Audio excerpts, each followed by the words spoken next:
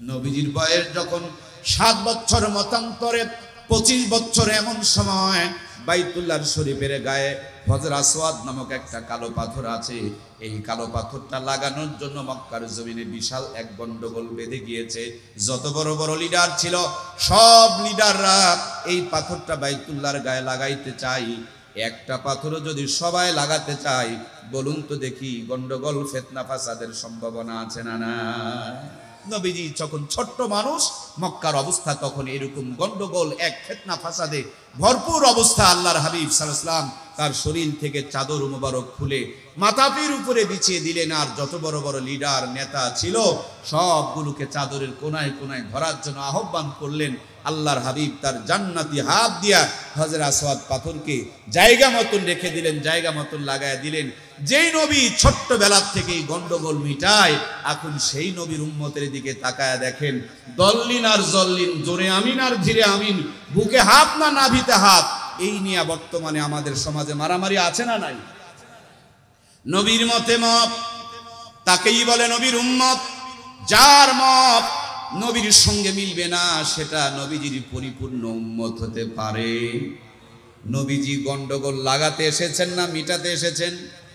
কিন্তু আমাদের সমাজে তাকায় দেখেন, যে যত গন্ডগোল লাগাইতে পারে সেই নাকি তত বড় নেতা, যে যত ফিতনা ফাসাদ বাজাইতে পারে সেই নাকি তত বড় আলেম। অথচ আল্লাহ তাআলা আজকের এই পৃথিবীতে, আমার প্রিয় ভাইরা, এক্ষুনি আপনি আল্লাহর ঘরে যান, খানায় কাবায় গিয়া দেখবেন কোন ইমাম দল্লিন বলে, কোন ইমাম জল্লিন বলে। বাইতুল্লাহতে গিয়া দেখবেন কেউ বুকে হাত বেঁধে নামাজ পড়ে, কেউ নাভিতে হাত বেঁধে নামাজ পড়ে, কেউ আবার হাত ছেড়ে দিয়ে নামাজ পড়ে।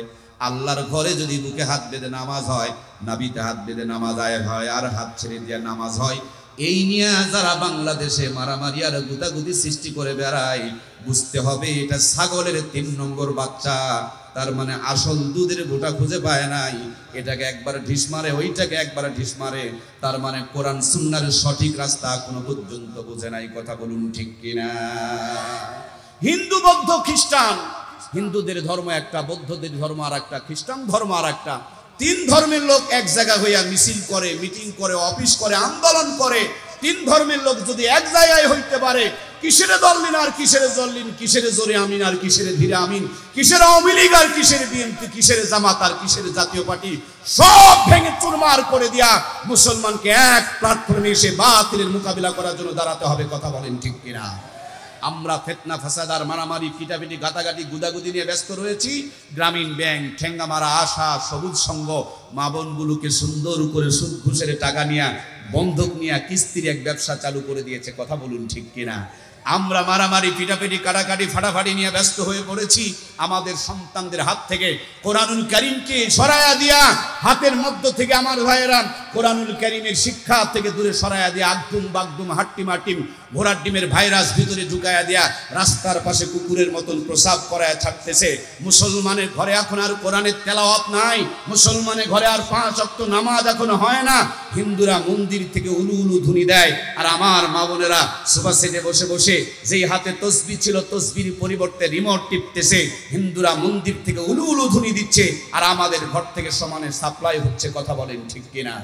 কে বলেছে মুসলমান? কোথায় তোমার মুসলমানিত্ব? তুমি প্রসাব করার পর পানি নাও না। ইসলাম বলেছে ডানে চলো, তুমি চলো বামে। ইসলাম বলেছে সুদ ঘুষ খেও না, তোমার সুদ ঘুষ ছাড়া দিনই চলে না। ইসলাম বলেছে নামাজ পড়ো, তুমি নামাজ তো পড়ো না, নামাজিদেরকে দেখতেও পারো না। ইসলাম বলেছে কোরআন পড়ো, তুমি তো পড়ো না, তোমার সন্তানকে পড়াও না। যারা কোরআন পড়ে তাদেরকে দেখলে তোমার সহ্য আর বরদাস্ত হয় না। কে বলেছে তুমি মুসলমান? কোথায় তোমার মুসলমানিত্ব? আমার প্রিয় ভাইয়েরা, নাম শুধু রেখেছি ধান, কিন্তু ভিতরে কোনো ধানের চালের অস্তিত্ব নাই, পুরাটাই পাতানে। বর্তমানে গোটা দুনিয়া ভরে যাচ্ছে। কথা বলেন ঠিক কিনা? প্রিয় বন্ধুরা আমার, সেজন্য আল্লাহর হাবিব সাল্লাল্লাহু আলাইহি ওয়াসাল্লাম ছোট্ট থেকে সমাজের মানুষের শান্তির জন্য, মুক্তির জন্য চেষ্টা করে গিয়েছেন। আজকে আওয়ামী লীগের ভাইয়েরা তারাও চেষ্টা করছেন এদেশের মানুষকে শান্তি দিতে। বিএনপির ভাইয়েরা তারাও চেষ্টা করে যাচ্ছেন। জামাত আর জাতীয় পার্টির ভাইয়েরা তারাও কিন্তু থেমে নাই, বসে নাই। আমাদের জনাব বঙ্গবন্ধু শেখ মুজিবুর রহমান নিজের জীবনকে বিলিয়ে দিলেন এদেশের মানুষের শান্তির জন্য। জিয়াউর রহমান তিনিও শহীদ হলেন এদেশের মানুষের শান্তির জন্য। উত্তরবঙ্গের কৃতি সন্তান হুসাইন মোহাম্মদ এরশাদ চাচা নাঙ্গল দিয়া হাল বাইতে বাইতে দুনিয়া থেকে বিদায় নিয়ে চলে গেল। এক দল দিয়ে হয় নাই, 4 দলের ঐক্যজোট বানিয়েছিলাম। 4 দল দিয়ে পারি নাই, 14 দলের মহাজোট তৈরি করেছিলাম। এখন 4 দল আর 14 দলের কোনো গল্প নাই। পারলে 100 দল, 200 দল, 500 দল দিয়া ঐক্যজোট তারা করতে চায়। যতই দল মত সবকিছু একাকার করে ফেলে দেন, এই মুসলমানদের শান্তি আল্লাহ তাআলা কোরআনুল কারীমে রেখেছেন।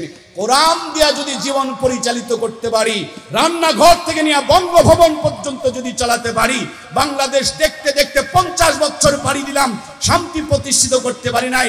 মাত্র 3 মাসের জন্য কোরআন দিয়া দেশটাকে চালিয়ে দেখুন, বাংলার জমিনে অশান্তি খুঁজে পাওয়া যাবে না। কথা বলেন ঠিক কিনা?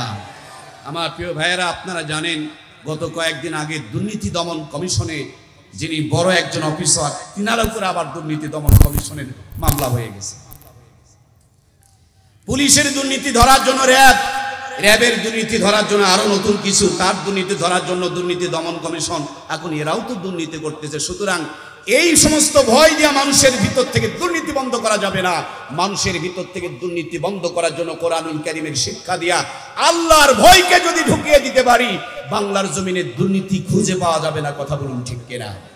প্রিয় ভাইয়েরা আমার, সেই কাজটি করার জন্য আল্লাহর হাবিব ছোট্ট থেকেই তিনি চেষ্টা করে গিয়েছেন। 13 বছর পর্যন্ত একটা সংগঠন চালিয়েছিলেন যার নাম ছিল হিলফুল ফুজুল। হিলফুল ফুজুলের ভিতরে 13 বছর পর্যন্ত রহমাতুল লিল আলামিন নেতৃত্ব দিয়েছেন, মেহনত করেছেন, কোনো রেজাল্ট হয় নাই, ফায়দা হয় নাই। নবীজির বয়স বাড়তে বাড়তে 40 বছরের পদার্পণ করেছেন। মক্কার জমিনে কোনো ক্রমেই যেন শান্তি প্রতিষ্ঠিত হয় না। আল্লাহর হাবিব সাল্লাল্লাহু আলাইহি ওয়াসাল্লাম হৃদয় ভর্তি ব্যথা নিয়া জাবালে নূর নামক উঁচু একটা পাহাড়ের মাথায় চলে ছোট্ট একটা গুহা। এই গুহাটার নাম, গর্তটুকুর নাম হচ্ছে হেরা গুহা। এই হেরা গুহার ভিতরে, যেই হেরা গুহার দিকে লক্ষ্য করে, যেই দিকে ইঙ্গিত করে সম্ভবত আজকের এই মাহফিলে মাদ্রাসার আপনাদের নামকরণ করা হয়েছে।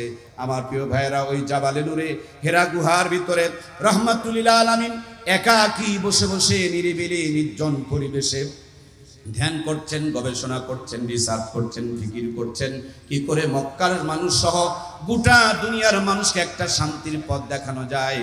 আমার নবী মুহাম্মাদুর রাসূলুল্লাহ আল্লাহ তাআলা তার হাবিবের কাছে দান করলেন কিতাবুল্লাহ। মুহাম্মাদুর রাসূলুল্লাহর কিতাবুল্লাহ মক্কার জমিনে কালো একটা পাথরের পাহাড়ে যখন লেগে গিয়েছে, ওই কালো পাথরের পাহাড়কে আল্লাহ তাআলার কোরআনুল কারীমের ছোঁয়ার বদলতে আল্লাহ আলোর পাহাড় বানিয়ে দিয়েছে। এটার সাউন্ড আরো লাগবে। সাউন্ডটা কম গেল কেন ভাইয়া? সাউন্ড বক্সে সাউন্ড লাগবে, এটা একটু সাউন্ড আরো একটু বাড়াই দেন। প্রিয় ভাইয়েরা আমার, নবীজি ছিলেন মুহাম্মাদুর রাসূলুল্লাহ। আল্লাহ তাআলা তার হাবিবের কাছে দান করলেন কিতাবুল্লাহ। মুহাম্মাদুর রাসূলুল্লাহর কিতাবুল্লাহ। মক্কার জমিন আমার প্রিয় ভাইয়েরা সব দিক অন্ধকার। এই জায়গাটা আলো, আলোর পিছনে লাইন আছে 2টা। একটা লাইন হচ্ছে নেগেটিভ, আর একটার নাম হচ্ছে পজিটিভ। একটা তার হচ্ছে লাল, আর একটা হলো কালো। এই লাল তার আর কালো তার লাগিয়ে দেওয়ার কারণে ফ্যান চলে। লাল তার আর কালো তার লাগিয়ে দেওয়ার কারণে মাইক কথা বলে। লাল তার আর কালো তার লাগিয়ে দেওয়ার জন্য আলো জ্বলে। মুহাম্মাদুর রাসূলুল্লাহ ছিলেন আর্থিং লাইনের মতন। আল্লাহ তাআলা দান করলেন কিতাবুল্লাহ কারেন্টের লাইনের মতন। মক্কার জমিনে কালো পাথরের পাহাড়ে যখন কিতাবুল্লাহ আর মুহাম্মাদুর রাসূলুল্লাহর সংযোগ হয়ে গেল, মুহূর্তের ভিতরে কালো পাথরের পাহাড়কে আল্লাহ তাআলা আলোর পাহাড় বানিয়ে দিলেন। সুবহানাল্লাহ। আমার প্রিয় ভাইয়েরা, এই কোরআনুল কারীম এমন একটা আলোকবর্তিকা, এই কোরআনুল কারীম এমন একটা চুম্বক, এমন একটা ম্যাগনেট, এমন একটা নিয়ামত। এই কোরআনুল কারীম এমন একটা পরশ পাথর, যেখানে যেমনি যেভাবে যতটুকু লেগেছে কোরআনুল কারীমের ছোঁয়া লাগার কারণে প্রত্যেকটা জিনিসের সম্মান আর মর্যাদা বাড়িয়ে দিয়েছেন কে?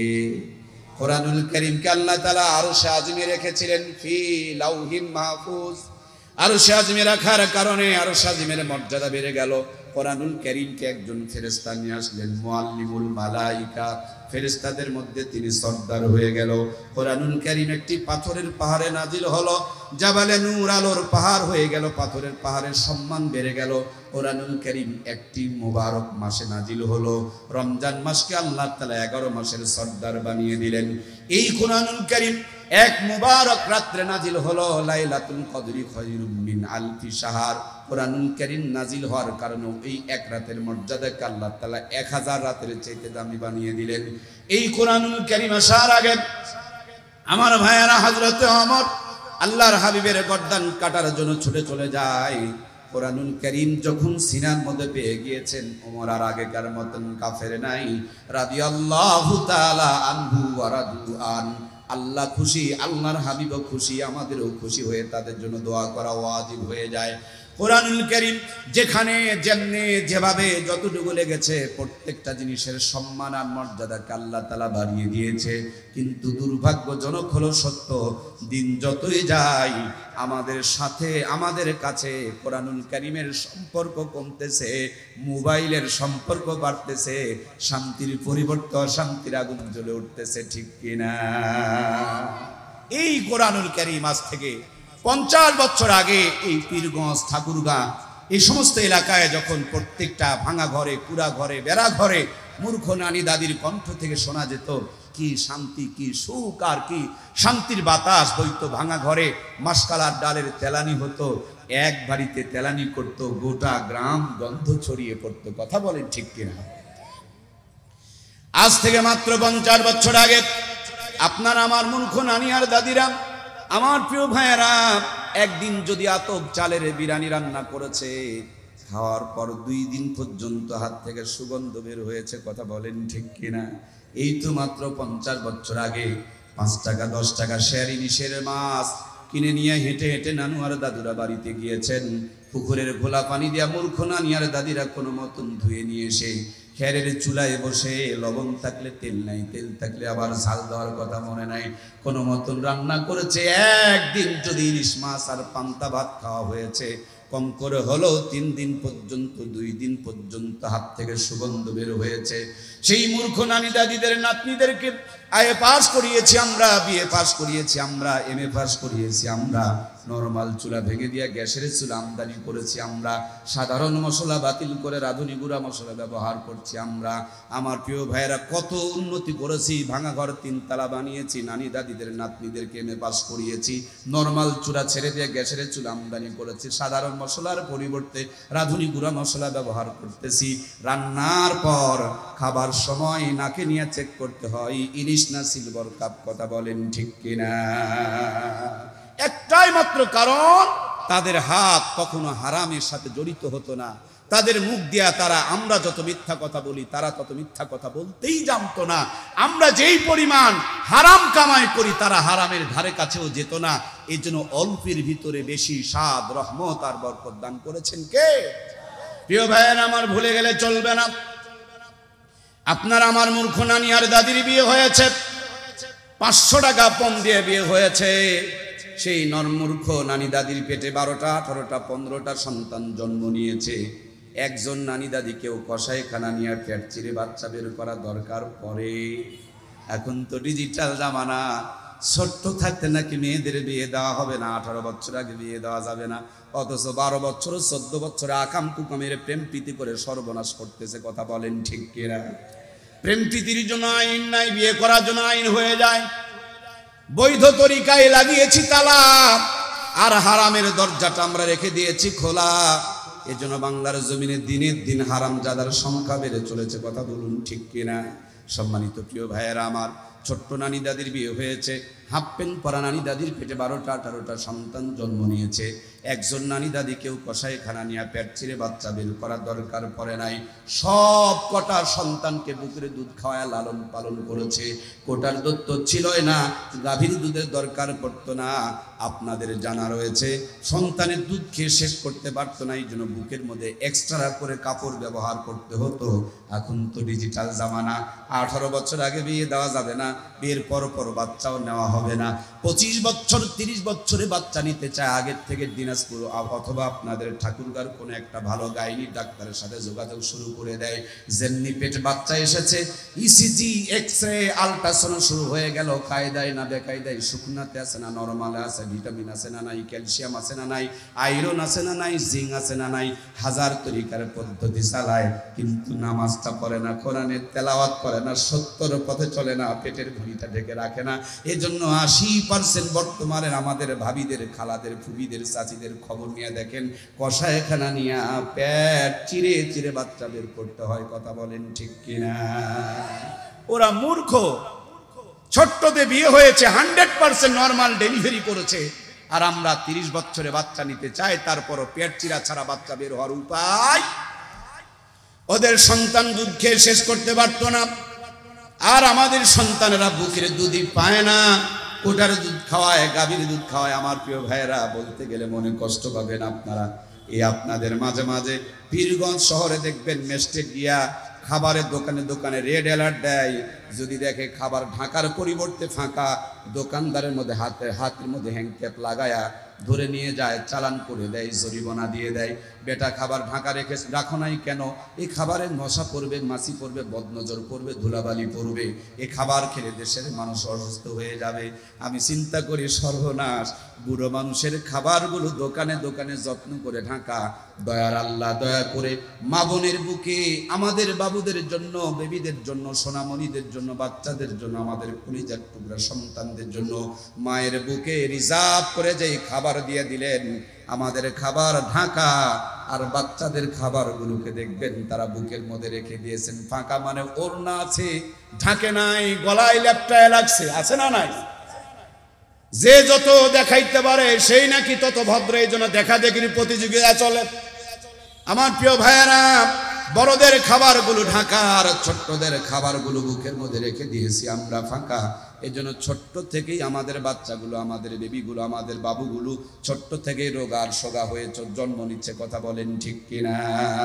এই জন্য প্রিয় ভাইয়েরা, মূল কথা হলো, আপনার আমার মাথায় যদি কোরআনুল কারীম নামক সফটওয়্যারটা থাকতো, একজন মানুষ কাপড় চুপড় চিরে ফেরে কেটে ইজ্জত বের করে দেখাইতে পারত। মানুষ আর আমার মধ্যে, আমার আর কুকুরের মধ্যে, আমার আর গরুর মধ্যে, মানুষ আর গরুর মধ্যে পার্থক্য হচ্ছে, মানুষের হুঁশ আছে, গরুর কোনো হুঁশ। মানুষের হুঁশ আছে, হুঁশ। যার ভিতরে হুঁশ আছে তারে মানুষ বলে, যার ভিতরে হুঁশ নাই, এটা মানুষের মতন দেখা গেলেও এটা মানুষ নয়। প্রিয় ভাইয়েরা আমার, কুকুরের পিছনে নিঙ্গুর ছিল, লেজ ছিল, কুকুরেরও ইজ্জত আছে। এই কুকুরের হুঁশ নাই, এই জন্য নিঙ্গুরটা উপর দিকে তুলে দিয়া তার ইজ্জত বের করে দেখাই। আমি মানুষ, আমি আশরাফুল মাখলুকাত, আমার পায়জামা ডিভাইডেড করে পায়জামাটা কেটে ফেললাম। এই পায়জামার কাটা কাপড় দিয়ে আমার বাপের জানাজা পড়াবো। কি এই কাটলাম যে পায়ের মধ্যে ডিভাইডেড করলাম, মাজার মধ্যে ডিভাইডেড করলাম, হাতের মধ্যে ডিভাইডেড করলাম, বুকের মধ্যে ডিভাইডেড করলাম, পিঠের মধ্যে ডিভাইডেড করলাম। মুসলমানের মেয়েরা যে কাপড়গুলো কাটে, এই কাপড়গুলো জড়ো করে রাখে পরবর্তীতে কাফনের কাপড় দেওয়ার জন্য নাকি? কি বুঝাইতে ভুল করতেছি নাকি? কি আজব কারবার! ভালো একটা কাপড় জামা বানিয়ে এদিক কাটতেছে, ওইদিক কাটতেছে, তার মানে স্যাম্পল বের করে দেখাইতেছি। ইজ্জতের প্রত্যেকটা জায়গার একটা স্যাম্পল দেখাইতেছি যে আমার ডানায় গোস্ত আছে কিনা, বুকে গোস্ত আছে কিনা, পিঠে গোস্ত আছে কিনা, মাজায় গোস্ত আছে কিনা, পা আমার ফর্সা না কালো, স্যাম্পল দেখাইতেছি। এছাড়া অন্য কি রে ভাই? কষ্ট করে টাকা দিয়ে কাপড় কিনলাম, দর্জিকে দিয়ে বানায় নিলাম, কেন আমি ইজ্জত কাটলাম? হায় হায়, মানুষ আর গরু ছাগলের মধ্যে পার্থক্য কোন জায়গায়?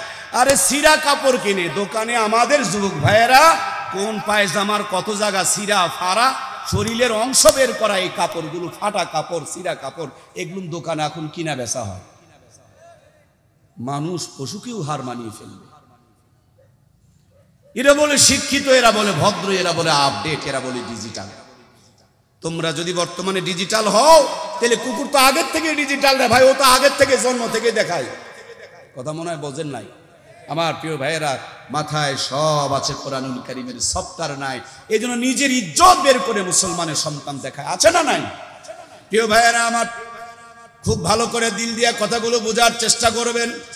এই জন্য আল্লাহ তাআলা প্রথম যেই কথা বলেছেন, নামাজের কথা বলেন নাই, রোজার কথা বলেন নাই, হজের কথা বলেন নাই, যাকাতের কথা বলেন নাই, প্রথমেই বলেছেন পড়ো, জ্ঞান অর্জন করো, পড়ো তোমার প্রভুর নামে যিনি তোমাকে সৃষ্টি করেছেন। কারণ রবের পড়া যদি পড়তে পারে, প্রভুর পড়া যদি পড়তে পারে, আল্লাহ সৃষ্টি করেছেন, আল্লাহ যে কিতাব পাঠা যদি পড়তে পারে, অন্ততপক্ষে মাথার মধ্যে যদি কোরআনুল কারীম তার থাকে, ওই আল্লাহর বান্দা আবল তাবল পোশাক পরতে পারে না, মুখের মধ্যে বিড়ি সিগারেট গাঁজা লাগাইতে পারে না, বৃদ্ধ বয়সে বাপ মাকে বৃদ্ধাশ্রমে ফেলে আসতে পারে না।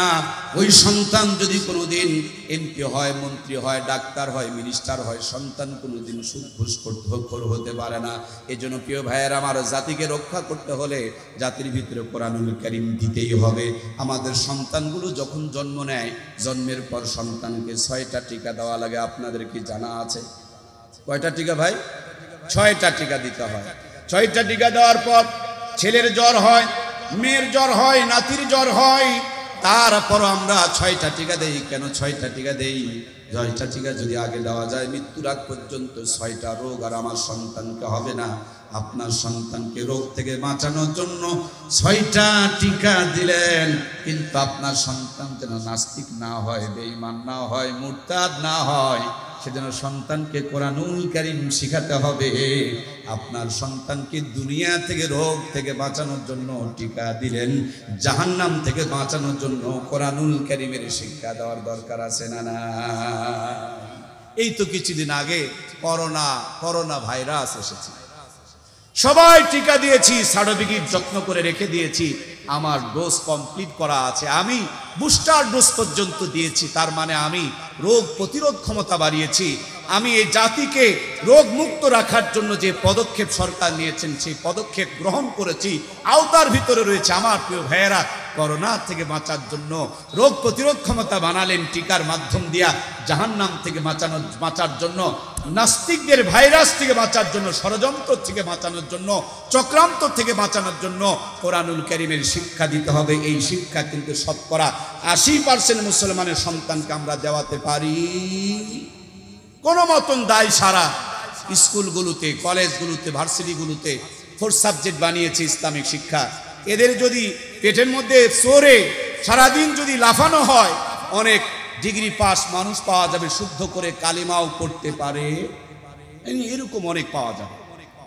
অথচ উচিত ছিল আমার ভাইয়েরা, সন্তান যখন পেটের মধ্যে আসবে, পেটের সন্তান নিয়ে মা নামাজ পড়বে। সন্তান যখন দুনিয়াতে জন্মগ্রহণ করবে, সন্তান দুনিয়াতে আসার পর ডান কানে আজান দিবে, বাম কানে একামত দিবে। কেন ডান কানে আজান আর বাম কানে একামত দিবে? ডান কানে আজান আর বাম কানে একামত হলো সুন্নতের প্রথম ডোজ। টিকার যেমন ডোজ আছে, সুন্নতেরও তেমন ডোজ আছে। ডান কানে যদি আজান দিতে পারেন, বাম কানে যদি একামত দিতে পারেন, এই সন্তান যখন মারা যাবে, তারা জানাজার নামাজ হবে। জানাজার নামাজের আজান আর একামত জন্মের পরেই দিয়ে দেওয়া হয়।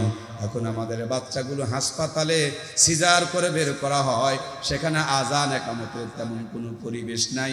এজন্য সুন্নতের প্রথম ডোজ বাদ পড়ে যায়।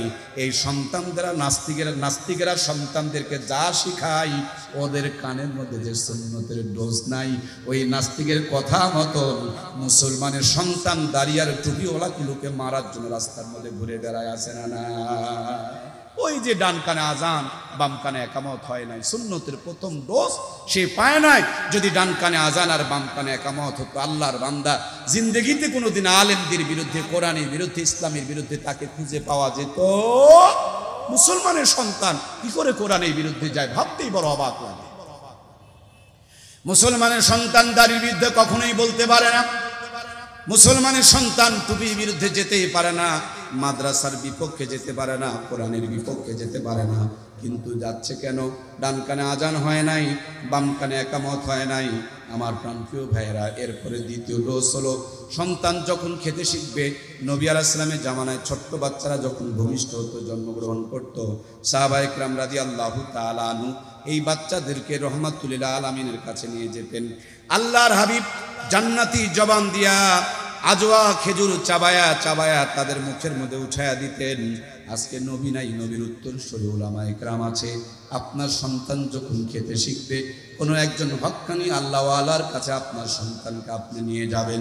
ওই আল্লাহওয়ালা বিসমিল্লাহ বলে আপনার সন্তানকে উদ্বোধন করে দিবে। ওই সন্তানের জবান দিয়া মৃত্যুর আগ পর্যন্ত কোরআন সুন্নাহর বিরুদ্ধে কোনো কথা বের হবে না। আমরা সন্তানের জবানও উদ্বোধন করতে জানি না।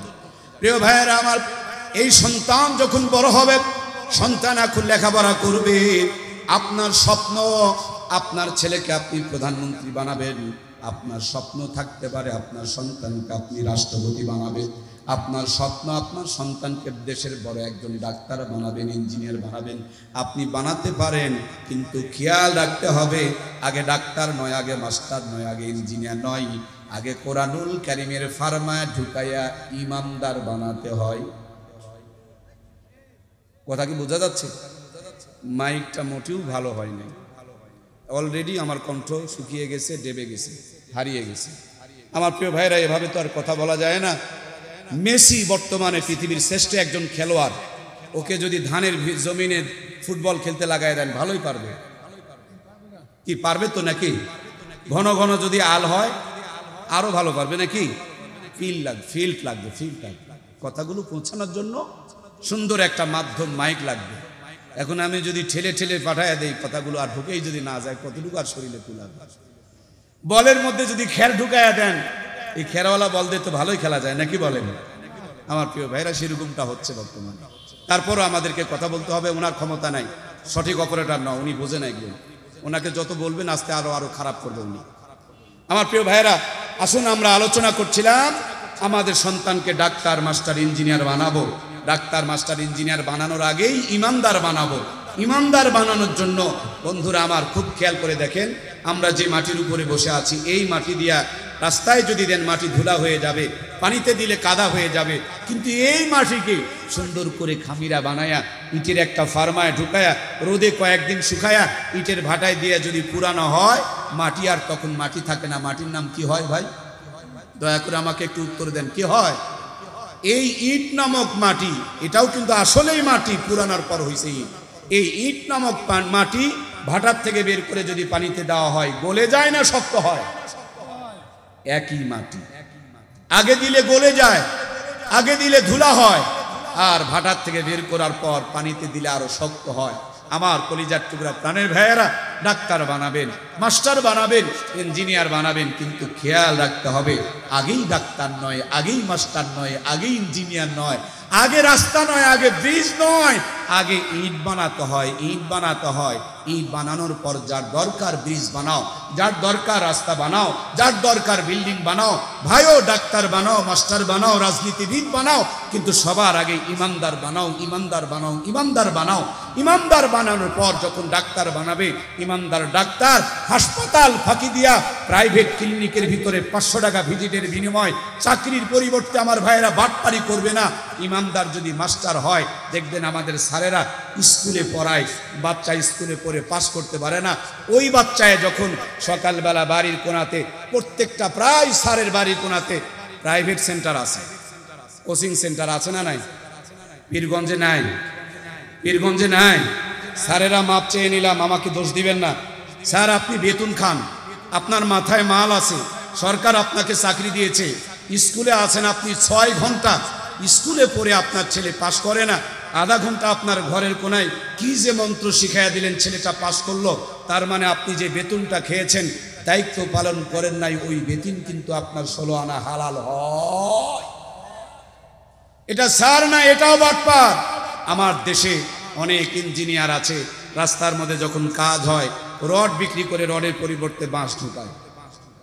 বাঁশ ঢোকানোওয়ালা ইঞ্জিনিয়ার দেশে নাই? কষ্ট হচ্ছে মনে হয় বুঝতে, আছে কি? রডের পরিবর্তে বাঁশ ঢুকায় দেয়। ওই ইঞ্জিনিয়ারের মাথায় যদি সত্যিকারে কোরআন থাকতো, বলুন তো দেখি, ইঞ্জিনিয়ার সাহেব কি রড বিক্রি করে দিয়া বাঁশ ঢুকাইতে পারতো? সম্মানিত প্রিয় ভাইয়েরা আমার, এজন্য ভাই আমি স্কুলের বিরুদ্ধে বলি না, কলেজের বিরুদ্ধে বলি না, ভার্সিটির বিরুদ্ধে বলি না, আমি আমার পক্ষে বলি। কারণ স্কুলে দুনিয়াটা শেখায়, মাদ্রাসায় গিয়ে দেখেন দুনিয়াটাও শেখায়, আখেরাতেরটাও শেখায়। এই ঠাকুরগাঁ পীরগঞ্জের ভিতরে যতগুলো কলেজ আছে, স্কুল আছে, ভার্সিটি আছে, বিশ্ববিদ্যালয় আছে, আমার ভাইরা প্রাইমারি আছে, হাই স্কুল আছে, ওগুলোতে দেখবেন দিনের বেলা পড়াই। আপনাদের পীরগঞ্জের কোনো স্কুলে কি রাতে পড়ায়? আমার ভাইয়ারা মাদ্রাসায় গিয়ে দেখবেন এরা দিনেও পড়ায়, রাতে পড়ায় না। যারা যারা জবান আছে চালু, দয়া করে উত্তর দিবেন। এরা দিনেও পড়ায়, রাতেও। এরা দুনিয়ারটাও পড়ায়, আখিরাতেরটাও। আমার দুই পাশে দুইজন মেহমান বসে আছেন। সম্মানিত সভাপতি বলছেন এই লাইনে যারা দাঁড়াবে 200 টাকা দেওয়া হবে, এ লাইনে যারা দাঁড়াবে 100 টাকা দেওয়া হবে। সবাই এ লাইনে এসে দাঁড়াবে, যে লাইনে দাঁড়ালেই 200 টাকা পাওয়া যাবে। দুনিয়াকে বোঝার জন্য 200 টাকা নেওয়ার জন্য ডান দিকে লাইনে দাঁড়ালেন, আর এই বাম দিকে লাইনে একজনও দাঁড়ালেন না, যেদিকে দাঁড়ালে 100 টাকা পাওয়া যাবে। কলিজার টুকরা প্রাণের ভাই, কেন আপনি আপনার সন্তানকে মাদ্রাসায় পড়াবেন না? এরা বাংলাও পড়ায়, ইংরেজিও পড়ায়, সমাজও পড়ায়, অঙ্ক পড়ায়, ইতিহাস পড়ায়, ভূগোল পড়ায়, বিজ্ঞান পড়ায়। আজকে দেশের নাস্তিকেরা কেন মাদ্রাসার বিরুদ্ধে লেগেছে? আপনি ভালো করে খবর নিয়ে দেখেন। এরা রেজাল্ট পরীক্ষা করে দেখেছে, এদেশে যত সন্তান ভালো ভালো রেজাল্ট করেছে প্রত্যেকের গোড়ার সম্পর্ক হচ্ছে আল্লাহর কোরআনের সাথে। সুবহানাল্লাহ বলবেন না? বাংলাদেশে গোটায় আমার একটা রাজহাঁস বানায় দিছে বেচারি। রাজহাঁসের কণ্ঠ যেমন কুলায় না, আমার কণ্ঠ কুলাচ্ছে না, আমি কথা বলতে পারছি না। আমার প্রাণপ্রিয় ভাইয়েরা, এটা হয় নাই। বেচারি বাদাম বিক্রি করা অনেক ভালো, এই কাজগুলো না করাচ্ছে। ভাইয়া আমি রাজহাঁস হয়ে গেছি, সেটা আপনি আমার কণ্ঠটা দেখেন, আমার কণ্ঠ যেটা সেটা বের করেন।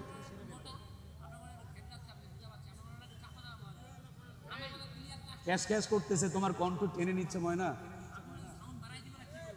বাড়াই দিলে কেমনে হবে ভাই? আমি যদি আমি পারলে তোমার দরকার কি ভাইয়া? বাইরের সামনে আমি কি করব?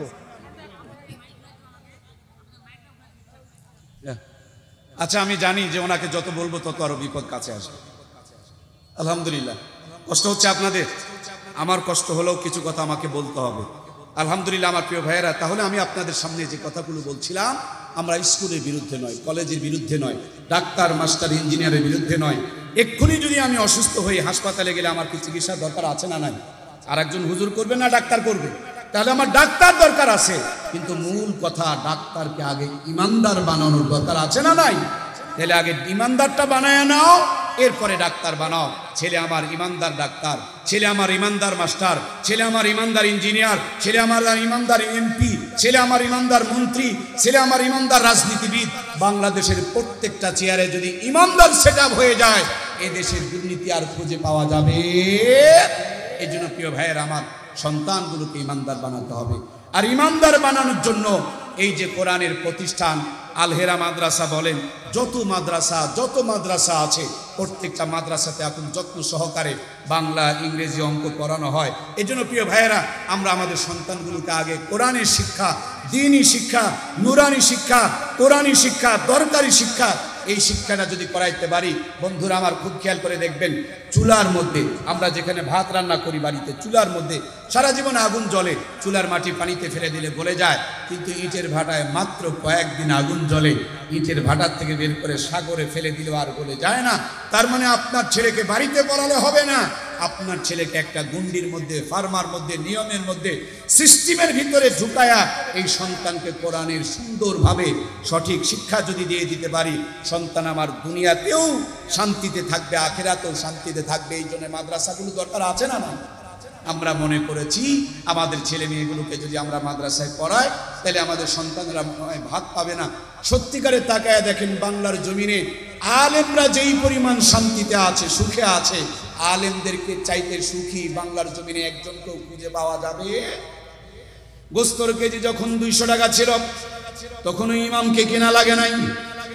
500 টাকা লেগেছে, এখনো কেনা লাগে না। 5000 টাকাও যদি লাগে তখনও কেনা লাগে না। আমার ভাইয়েরা, এই পীরগঞ্জের মধ্যে সবচাইতে দামি খাবার যদি খায়, দেখবেন আলেমরা খায়।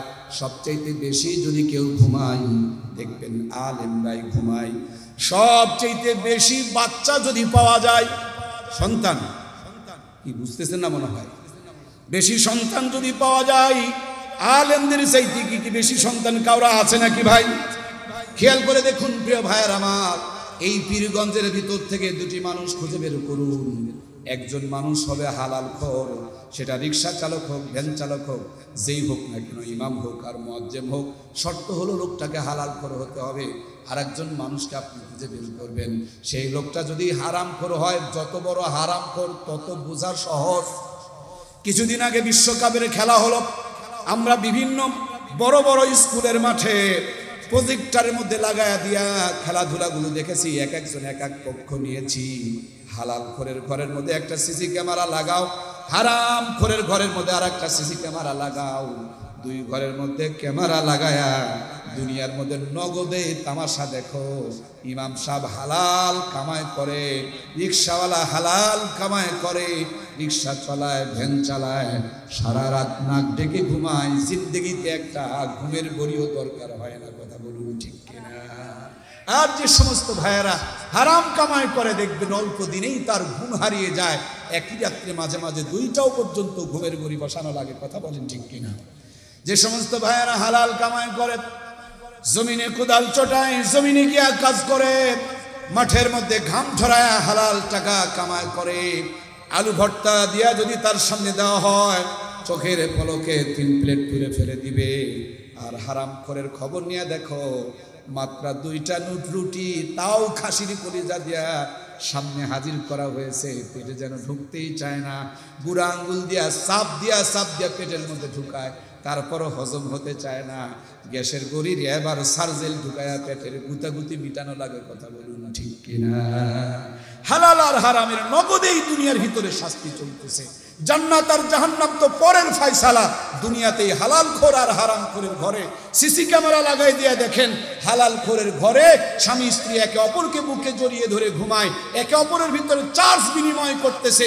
হারাম খোরের ঘরে গিয়ে দেখেন, স্বামী এক ঘরে, বউ আর এক ঘরে, নিজের ফোন দিয়া পরক্রিয়া করে, কইতেও পারে না, সইতেও পারে না, টেনশন করে হার্ট স্ট্রোক করে পড়ে থাকে বিছানায়, কথা বলেন ঠিক কিনা? এই জন্য প্রিয় ভাইয়েরা আমার, আমরা যা কিছুই করতেছি সব আল্লাহ তাআলা বলেন, জাহারাল ফাসাদু ফিল বাররি ওয়াল বাহরি বিমা কাসাবাত আইদিন নাস। জলে স্থলে যত অশান্তি দেখছো, আল্লাহ বলেন সব হলো তোমাদের হাতের কামায়।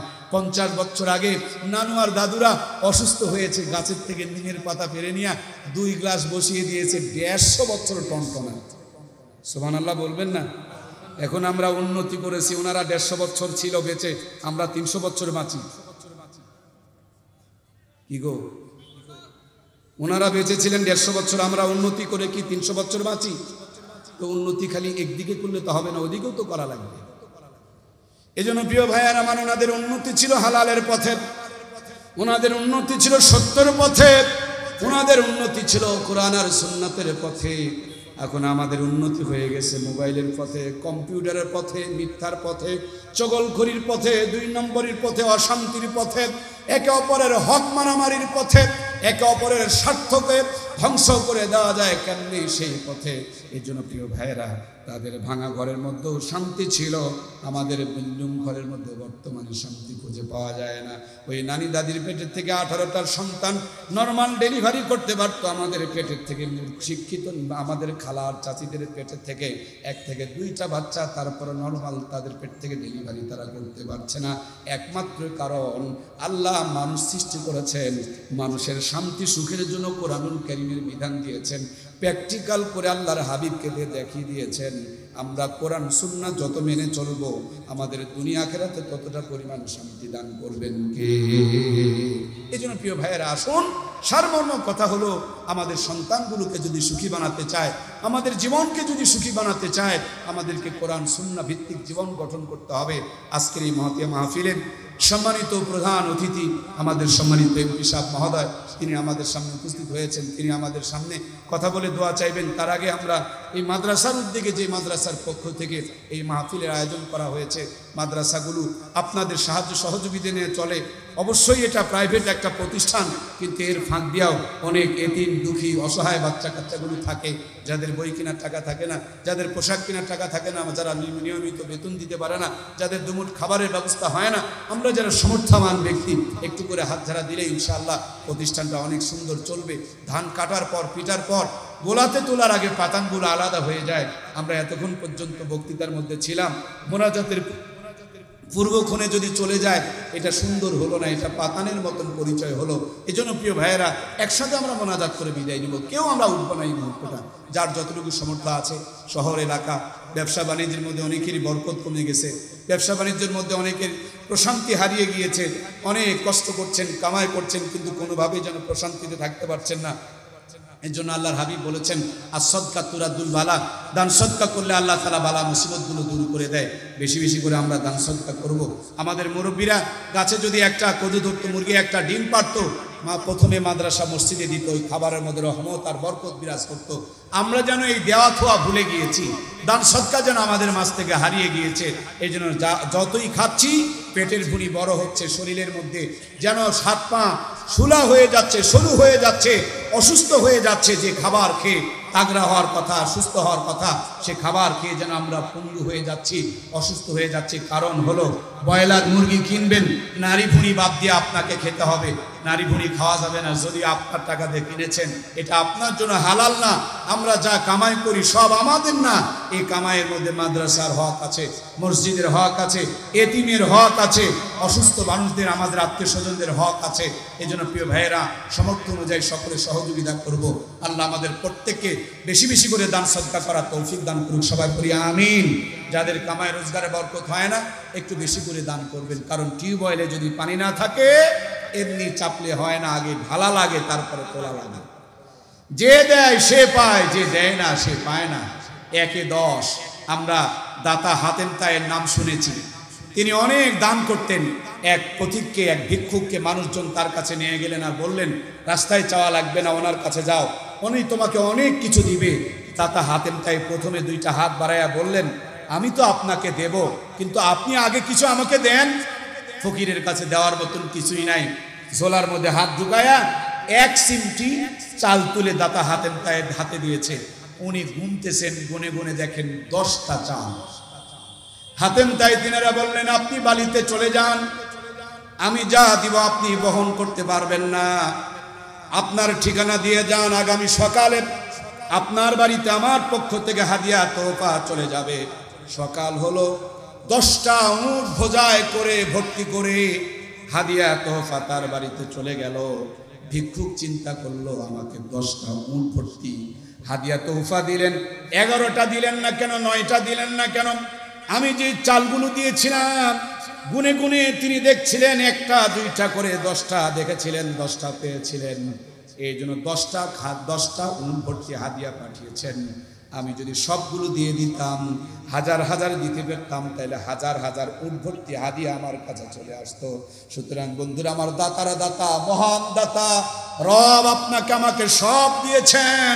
আবার মাঝে মাঝে এই আলেমদের জবান দিয়া, এতিমের জবান দিয়া, মিসকিনের জবান দিয়া, ভিক্ষুকের জবান দিয়া আল্লাহ তাআলা মাঝে মাঝে আপনার আমার কাছে চাইতেছেন। আমরা আল্লাহর জন্য যা দিব, আল্লাহ 1-এর মধ্যে 10 গুণ বাড়িয়ে দিবেন। সুবহানাল্লাহ।